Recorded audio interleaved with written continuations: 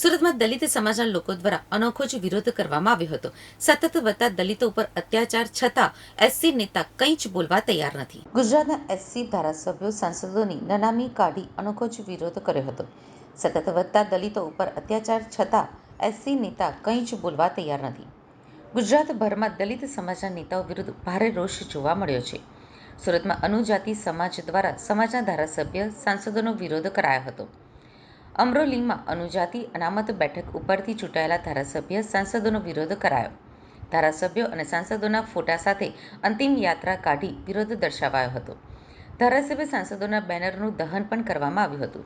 અનુજાતિ સમાજ ઉપર થતા અત્યાચાર વિરુદ્ધ ધારાસભ્ય સાંસદો અવાજ ન ઉઠાવતા હોવાનો પણ આરોપ કરાયો છે.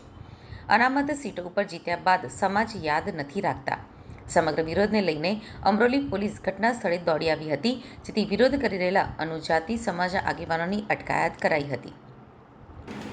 આજે જે કાંઈ વિરોધ ગુજરાતભરના તમામ કોંગ્રેસ ભાજપના અનુસૂચિત જાતિ સમાજના નમાલા અને મરી ગયેલા સમાજ માટે જે ધારાસભ્યોનું જે અંતિમ ક્રિયા ઠાકડી કાઢી અને કરવામાં આવેલો છે, આ વિરોધ શા માટે કરવામાં આવ્યો આવો જ્યારે પ્રશ્ન મીડિયા દ્વારા કરવામાં આવે છે, તો વિરોધ એટલા માટે કરવામાં આવેલો છે કે સમગ્ર ગુજરાતની અંદર, જો કે પૂરા ભારતની અંદર આ વસ્તુ છે, પણ હાલ અમે જે સ્થાનિક જે રાજ્યની અંદર વસવાટ કરી રહ્યા છીએ ત્યાંની વાત કરું કે સમગ્ર ગુજરાતની અંદર અમારા સમાજના 13 વ્યક્તિઓ એ પ્રતિનિધિ તરીકે પ્રતિનિધિત્વ કરી રહ્યા હોય અને એ 13 ધારાસભ્યોમાંથી એખાદા વ્યક્તિ અમારા સમાજનું ખેંચે તો એ વ્યક્તિને અમે બાકાત રાખીએ છીએ.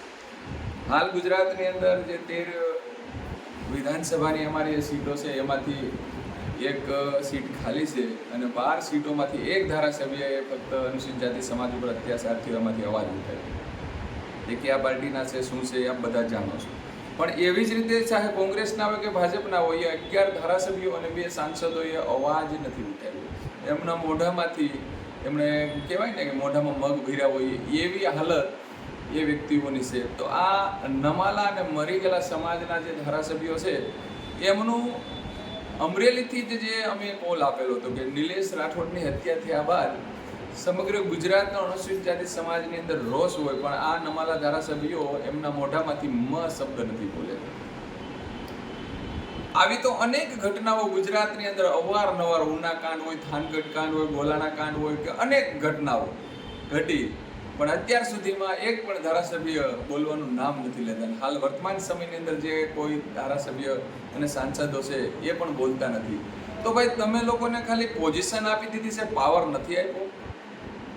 તમે જે સીટ ઉપર બેઠા છો એ સીટ કોઈ તમને ક્યાંય એવું કહેવાય કે ક્યાંય વારસામાં તો મળેલી નથી. એ સીટ જે છે એ સમાજની સીટ છે. ડૉક્ટર બાબા સાહેબ આંબેડકરની અથાગ મહેનતના કારણે, અને જો કે આ સમયે જાણ કરું તો આપ બધા જાણો જ છો કે પુના કરારના હિસાબે આપ બધા આજે એ સીટ ઉપર બેઠા છો. પુના કરાર ના થયો હોત તો મારા સમાજને સ્વતંત્ર મતનો અધિકાર હોત, અને એ હતો જ, પણ એ મિસ્ટર ગાંધીના માધ્યમથી જે એ પુના કરાર બાબા સાહેબને મંજૂરીમાં કરવું પડ્યું છે, એના હિસાબે આ પુના કરારની ઓલાદો જે છે એ સમાજના ગમે ત્યાં અત્યાચાર થાય બોલતા નથી. એટલા માટે આજે સુરતની અંદરથી એમની અંતિમ વિધિ એટલે કે ઠાકડી કાઢી અને એમનો વિરોધ કર્યો છે. સુરતના અમરોલી વિસ્તારની અંદર પોલીસ તંત્રને જાણ થતાં અલગ અલગ વિસ્તારોની અંદર જ્યાં અમારું લોકેશન હતું ત્યાં એટલો પોલીસનો કાફલો ઉતારી દીધો કે ના પૂછો વાત, એટલો કાફલો ઉતારી દીધો. આમ છતાં અમારા કાર્યકર્તાઓ અલગ અલગ જગ્યાએ થઈ અને અમે આમની નનામી કાઢી અને એમની અંતિમ ક્રિયા કરેલી છે. હાલ તો આ અંતિમ ક્રિયા કરી છે. તો હવે સમગ્ર ગુજરાતના અલગ અલગ જિલ્લાઓ તાલુકાઓની અંદર આજેથી જ એમના શ્રદ્ધાંજલિના કાર્યક્રમો, એમના બેસણાના કાર્યક્રમો થશે. હાલ પછી હવે થોડા જ દિવસની અંદર, 1-2 દિવસની અંદર ઈડર છે, બારડોલી વિધાનસભા છે, ગરડા વિધાનસભા છે, રાજકોટ વિધાનસભા છે. આ બધી વિધાનસભાઓ એક પછી એક વિધાનસભાની અંદર પણ શ્રદ્ધાંજલિના બેસણાના કાર્યક્રમો થશે. દાડો છે એ હજી તો બાકી છે. તો આ કાર્યક્રમો એટલા માટે આપી રહ્યા છે કે જો આ લોકો કંઈ બોલે, સમાજ ઉપર એટલા અત્યાચાર થાય છે પણ આ લોકો એમના મોઢામાંથી એક શબ્દ બોલવા તૈયાર નથી, એટલા માટે અમારો વિરોધ કરવો પડે છે. એ ત્યાં અમારા સમાજનું પ્રતિનિધિત્વ કરવા બેઠા છે, એને આંગળી ઊંચી કરવા તો બેસાડ્યા નથી. અને ભાઈ તમારાથી બોલાય એમ જ ના હોય તો તમે ખુલ્લું કહીજો કે અમારી ત્યાં પણ અમારી સાથે પણ કાસ્ટિઝમ થાય છે, અમને પણ બોલવા નથી દેતા. તો અમે સમાજ તમને સમર્થન આપીએ કે તમે ખુલ્લું કહેજો કે અમે પણ ત્યાં કંઈ ને કંઈ દબાયેલા છીએ. તો અમે સમાજ તમારી સાથે છીએ.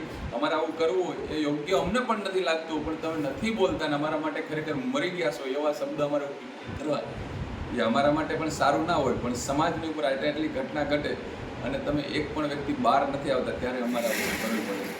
તમે સાહેબ કોઈ પણ પક્ષ પાર્ટીમાં હોય, અમારે કોઈ પણ પક્ષ પાર્ટી સાથે કંઈ જ લેવા દેવા નથી. તમે તમારું પ્રતિનિધિત્વ કરો, તમને મળ્યું છે એટલા માટે. પણ સમાજ ઉપર અત્યાચાર થાય ત્યારે તમારી નૈતિક જિમ્મેદારી હોય છે કે તમારે બોલવું જોઈએ. પણ આ સમયે તમે બોલતા નથી.